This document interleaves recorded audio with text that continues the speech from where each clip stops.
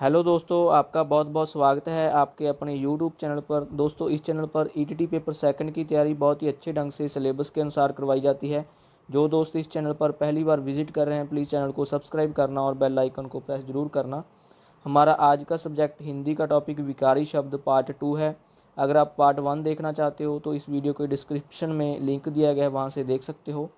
आओ शुरू करते हैं। हमारा पहला प्रश्न है, संज्ञा या सर्वनाम की विशेषता बताने वाले शब्द को क्या कहते हैं? इसका सही उत्तर है दोस्तों ऑप्शन बी, उसे विशेषण कहा जाता है। संज्ञा या सर्वनाम की विशेषता बताने वाले शब्द को विशेषण कहते हैं। जैसे कि काली गाय, मोटा आदमी, सुंदर फूल। जहाँ काली शब्द है जो यह विशेषण है, यह गाय के बारे में बताता है कि गाय कैसी है। इसी तरह मोटा शब्द विशेषण है, यह आदमी के बारे में बताता है कि आदमी कैसा है। इस तरह जो शब्द संज्ञा या सर्वनाम की विशेषता बताते हैं उन्हें हम विशेषण कहते हैं। अगला प्रश्न लेते हैं, विशेषण शब्द जिस शब्द की विशेषता बताता है उसे क्या कहते हैं? वेरी इंपॉर्टेंट क्वेश्चन है। इसका जो राइट आंसर है दोस्तों वो है ऑप्शन सी, उसे विशेष्य कहा जाता है। जो विशेषण शब्द जिस शब्द की विशेषता बताता है उसे विशेष्य कहते हैं। जैसे कि यहाँ गाय और आदमी जो शब्द हैं ये विशेष्य हैं, इनकी विशेषता बताई गई है। अगला प्रश्न लेते हैं, वाक्य में विशेषण कितने प्रकार से प्रयोग होते हैं? इसका राइट आंसर है ऑप्शन ए, वाक्य में विशेषण 2 प्रकार से प्रयोग होते हैं, विशेष्य से पहले और विशेष्य के बाद। आओ समझते हैं कैसे। हमारा पहला सेंटेंस है, खट्टे अंगूर ले जाओ। जहाँ अंगूर है जो विशेष्य है, इससे पहले विशेषण का यूज़ किया गया है। जब विशेष्य से पहले विशेषण का यूज़ किया जाता है उसे हम उद्देश्य विशेषण या विशेष्य विशेषण कहते हैं। इसी तरह अगला सेंटेंस देखते हैं, अंगूर खट्टे हैं। जहाँ अंगूर विशेष्य है और खट्टे हैं जो विशेषण है, जब विशेष्य के बाद विशेषण इस्तेमाल किया जाता है उस तरह के हम इस्तेमाल को विधेय विशेषण कहते हैं। इस तरह जो विशेषण है 2 प्रकार से यूज़ किया जाता है, विशेष्य से पहले और विशेष्य के बाद। अगला सेंटेंस लेते हैं। दोस्तों क्वेश्चन बहुत ही इंपॉर्टेंट है, सो वीडियो को एंड तक ज़रूर देखना। हमारा अगला जो प्रश्न है, विशेषण के कितने भेद या प्रकार होते हैं? इसका राइट आंसर है ऑप्शन डी, विशेषण के 4 भेद या प्रकार होते हैं, गुणवाचक, परिमाणवाचक, संख्यावाचक और सर्वनामिक विशेषण। गुण, दोष, आकार, प्रकार, रंग, रूप बताने वाले विशेषण को क्या कहते हैं? हमारा अगला प्रश्न है, गुण, दोष, आकार, प्रकार, रंग, रूप बताने वाले विशेषण शब्द को क्या कहते हैं? इसका जो राइट आंसर है वो है ऑप्शन सी, उसे हम गुणवाचक विशेषण कहते हैं। जो विशेषण गुण, दोष, आकार, प्रकार, रंग, रूप बताता है उस तरह के विशेषण को गुणवाचक विशेषण कहा जाता है। जैसे कि एग्जाम्पल में दिया गया है, आलसी लड़का। जहाँ आलसी शब्द है जो लड़के का दोष बताता है। इसी तरह मीठे आम, जहाँ आम का गुण बताया गया है। गुलाबी फूल, जहाँ फूल का रंग रूप बताया गया है। इस तरह के शब्द जो दोष, गुण या रंग रूप की बात करते हैं उस तरह के विशेषण को हम गुणवाचक विशेषण कहते हैं। अगला सेंटेंस लेते हैं, जिन शब्दों से संज्ञा या सर्वनाम की माप तोल संबंधी विशेषता का बोध हो उन्हें क्या कहते हैं? इसका राइट आंसर है दोस्तों ऑप्शन बी, उसे हम परिमाणवाचक विशेषण कहते हैं। जिन शब्दों से संज्ञा या सर्वनाम की माप तोल संबंधी विशेषता का बोध या ज्ञान होता है उसे परिमाणवाचक विशेषण कहा जाता है। जैसे कि कुछ मिठाई, थोड़ा भोजन, 4 मीटर कपड़ा, 2 किलो चावल। जहां हमें मिठाई, भोजन, कपड़ा, चावल इनके माप तोल के बारे में बताया जा रहा है, इस तरह के जो विशेषण होते हैं उन्हें परिमाणवाचक विशेषण कहा जाता है। जो परिमाणवाचक विशेषण होते हैं वो अनकाउंटेबल चीज़ों के साथ यूज होते हैं। जैसे कि मिठाई अनकाउंटेबल है, भोजन अनकाउंटेबल है, कपड़ा अनकाउंटेबल है, चावल अनकाउंटेबल हैं। इस तरह जो अनकाउंटेबल चीज़ों के मापतोल के बारे में बताते हैं विशेषण, उन्हें हम परिमाणवाचक विशेषण कहते हैं। परिमाणवाचक विशेषण 2 तरह का होता है, निश्चित परिमाणवाचक और अनिश्चित परिमाणवाचक। निश्चित परिमाणवाचक विशेषण वो होता है जो निश्चित मापतोल बताता है। जैसे कि 4 मीटर कपड़ा, जहाँ 4 मीटर निश्चित परिमाणवाचक विशेषण है। इसी तरह 2 किलो, जहाँ भी निश्चित परिमाणवाचक विशेषण है। जब अनिश्चित परिमाणवाचक विशेषण वो होते हैं जो विशेषण यानी कि निश्चित मापतोल नहीं बताते। जैसे कि जहाँ कुछ मिठाई, थोड़ा भोजन। जहाँ कुछ शब्द है जो या थोड़ा है, जहाँ ये निश्चित मात्रा नहीं बताते। इस तरह के जो विशेषण होते हैं उनको हम अनिश्चित परिमाणवाचक विशेषण कहते हैं।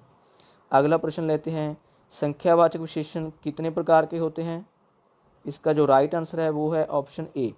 संख्यावाचक विशेषण दो प्रकार के होते हैं, निश्चित संख्यावाचक विशेषण और अनिश्चित संख्यावाचक विशेषण। जो संख्यावाचक विशेषण होते हैं ये काउंटेबल चीज़ों के साथ यूज़ होते हैं। आओ देखते हैं कैसे। 5 लड़के, 2 किताबें, थोड़े घर, कुछ लोग, जहाँ सभी चीज़ें काउंटेबल हैं। जो संख्यावाचक विशेषण होते हैं वो दो तरह के होते हैं, निश्चित संख्यावाचक विशेषण। निश्चित संख्यावाचक विशेषण वो होते हैं जो निश्चित संख्या बताते हैं, जैसे कि 5 लड़के जहाँ 5 शब्द है जो, इसी तरह 2 किताबें जहाँ 2 शब्द है, ये निश्चित संख्यावाचक विशेषण है। इसी तरह अनिश्चित संख्यावाचक विशेषण वो होते हैं जो अनिश्चित संख्या बताते हैं, जैसे कि थोड़े घर, कुछ लोग, जहाँ थोड़े शब्द, कुछ शब्द है जो ये अनिश्चित संख्यावाचक विशेषण है। अगला प्रश्न लेते हैं दोस्तों, वह लड़का रोज सुबह जल्दी उठता है, वाक्य में वह क्या है? वेरी इंपॉर्टेंट क्वेश्चन है दोस्तों, इस तरह के एग्ज़ाम में क्वेश्चन आने की संभावना है। आओ समझते हैं ये कैसा क्वेश्चन है। इसका जो राइट आंसर है वो है ऑप्शन बी, सर्वनामिक विशेषण। वह लड़का रोज सुबह जल्दी उठता है, वाक्य में वह शब्द है जो वह सर्वनामिक विशेषण है। सर्वनामिक विशेषण के और भी प्रकार हैं, जैसे कि यह, वह, वे, उस। जो सर्वनामिक विशेषण होता है और सर्वनाम दोनों में क्या डिफरेंस है, आओ समझते हैं। हमारा पहला सेंटेंस है, वह लड़का रोज़ सुबह जल्दी उठता है। जहाँ जो वह है ये शब्द सर्वनामिक विशेषण है। सर्वनामिक विशेषण संज्ञा से पहले यूज़ होते हैं, लड़का जहाँ संज्ञा है। इस तरह के जो शब्द होते हैं जो संज्ञा से पहले यूज़ होते हैं उनको हम सर्वनामिक विशेषण कहते हैं। जो हमारा अगला सेंटेंस है, वह रोज़ सुबह जल्दी उठता है, जहाँ वह शब्द है जो जिस संज्ञा की जगह पर यूज़ किया गया है। जो शब्द संज्ञा की जगह पर यूज़ होते हैं उन्हें हम सर्वनाम कहते हैं। मुझे उम्मीद है दोनों में आपको डिफरेंस पता चल गया होगा। अगला प्रश्न देखते हैं, तुलना की दृष्टि से विशेषणों की गिनती, तुलना की दृष्टि से विशेषणों की कितनी अवस्थाएं होती हैं? इसका जो राइट आंसर है दोस्तों वो है ऑप्शन सी। तुलना की दृष्टि से विशेषणों की जो अवस्थाएं होती हैं वो 3 होती हैं। 3 अवस्थाओं में जो विशेषण है वो तुलना की दृष्टि से यूज़ होता है। आओ समझते हैं कैसे। सबसे पहले है मूल अवस्था, राम होशियार है, जहाँ कोई तुलना नहीं हो रही। दूसरी है उत्तर अवस्था, राम श्याम से होशियार है, जब दो चीज़ों में, दो व्यक्तियों में तुलना होती है, उस तरह के जो अवस्था होती है विशेषण की उसको हम उत्तर अवस्था बोलते हैं। इसी तरह उत्तम अवस्था किसे कहते हैं? राम कक्षा में सबसे होशियार है, जब किसी चीज़ की 2 से अधिक चीज़ों के साथ तुलना की जाती है उसको सबसे अधिक या सबसे कम बताया जाता है। उस तरह की जो अवस्था होती है विशेषण की उसको हम उत्तम अवस्था कहते हैं। राम कक्षा में सबसे होशियार है, जहाँ सबसे होशियार कहा गया है उसे। इस तरह जो विशेषण की अवस्थाएं होती हैं वो 3 होती हैं। इंग्लिश में जैसे डिग्री होती है, कंपैरेटिव डिग्री, सुपरलेटिव डिग्री, इस तरह हिंदी में भी जो विशेषण होता है वो इसी तरह इस्तेमाल होता है। अगला प्रश्न देखते हैं, जिन शब्दों से किसी काम का करना या होना प्रकट हो उन्हें क्या कहते हैं? इसका जो राइट आंसर है दोस्तों वो है ऑप्शन बी, उसे क्रिया कहा जाता है। जिन शब्दों से किसी काम का करना या होना प्रकट होता है उन शब्दों को हम क्रिया कहते हैं, जैसे कि पढ़ना, खेलना, जाना, देखना, लिखना। इस तरह के जो काम हैं उनको हम क्रिया कहते हैं। हमारा जो एक सेंटेंस है अगला, वह फुटबॉल खेलता है, इसको समझना बहुत ज़रूरी है। आओ समझते हैं सेंटेंस के कौन कौन से पार्ट होते हैं। हमारे जो अगले क्वेश्चन हैं उनमें ये बहुत काम आएगा। इसमें वह शब्द है जो करता है, जो काम करता है, उसको हम कर्ता कहते हैं। फुटबॉल है जो जिसके ऊपर काम किया जाता है उसको हम कर्म कहते हैं। इसी तरह खेलना जहाँ क्रिया है सहायक क्रिया है। इस तरह जो सेंटेंस के पार्ट होते हैं, सबसे पहले कर्ता, फिर कर्म, फिर क्रिया। इस तरह के जो पार्ट होते हैं सेंटेंस के। कर्ता वो होता है जो काम करता है। फुटबॉल, जहाँ फुटबॉल है जिसके ऊपर काम किया गया है उसको हम, जो कोई भी चीज़ हो जिसके ऊपर काम किया जाता है उसे हम कर्म कहते हैं। इसी तरह जो क्रिया होती है, काम होता है, वो उसको हम क्रिया कहते हैं। अगला प्रश्न देखते हैं, क्रिया के मूल रूप को क्या कहते हैं। वेरी इंपॉर्टेंट क्वेश्चन है। क्रिया के मूल रूप को धातु कहा जाता है। इस तरह ए ऑप्शन है बिल्कुल करेक्ट है, क्रिया के मूल रूप को धातु कहते हैं। आओ समझते हैं कैसे। एग्जाम्पल में जैसे देखो, धातु हैं जो लिख, पढ़, खा, इसके साथ ना शब्द लगाकर सामान्य रूप दिया गया है क्रिया को, जैसे लिखना, पढ़ना, खाना। इस तरह जो क्रिया का मूल रूप होता है उसे हम धातु कहते हैं। अगला प्रश्न देखते हैं, कार्य और फल के आधार पर क्रिया के कितने भेद या प्रकार होते हैं। इसका राइट आंसर है ऑप्शन ए, कार्य और फल के आधार पर क्रिया के 2 भेद या प्रकार होते हैं। कौन कौन से हैं? अकर्मक क्रिया और सकर्मक क्रिया। इनमें डिफरेंस क्या है आओ देखते हैं। जैसे हमारा पहला सेंटेंस है, वह खेलता है, ये इसमें अकर्मक क्रिया है। जब सेंटेंस में कर्म ना हो, जहाँ देखो हमारे पास कर्ता है और क्रिया है, जब कर्म ना हो सेंटेंस में, उस तरह की जो क्रिया होती है उसे हम अकर्मक क्रिया कहते हैं। अगला सेंटेंस देखते हैं, वह फुटबॉल खेलता है, जहाँ वह है शब्द है जो यह कर्ता है, फुटबॉल शब्द है जो कर्म है, खेलता शब्द है यह क्रिया है। जहाँ तीनों मौजूद हों, खासकर कर्म मौजूद हो, उस तरह के जो सेंटेंस होते हैं, उस तरह की जो उस सेंटेंस में क्रिया होती है, उनको हम सकर्मक क्रिया कहते हैं। इन दोनों में यही डिफरेंस है, एक में कर्म मौजूद होता है, एक में कर्म नहीं मौजूद होता है। जिसमें कर्म मौजूद होता है उसे हम सकर्मक क्रिया कहते हैं, जिसमें कर्म मौजूद नहीं होता उसे हम अकर्मक क्रिया कहते हैं। अगला प्रश्न देखते हैं, संरचना की दृष्टि से क्रिया के कितने भेद हैं। वेरी इंपॉर्टेंट क्वेश्चन है। इसका जो राइट आंसर है वो है ऑप्शन डी, संरचना की दृष्टि से क्रिया के 7 भेद या प्रकार हैं। सामान्य क्रिया, संयुक्त क्रिया, नाम धातु क्रिया, प्रेरणार्थक क्रिया, पूर्वकालिक क्रिया, समस्त क्रिया और मिश्रित क्रिया। इस तरह संरचना की दृष्टि से क्रिया के 7 भेद होते हैं। सामान्य क्रिया और संयुक्त क्रिया में क्या डिफरेंस है आओ देखते हैं। सामान्य क्रिया को मुख्य क्रिया भी कहते हैं, जैसे वह दौड़ा, यहाँ दौड़ा है जो सामान्य क्रिया या मुख्य क्रिया है।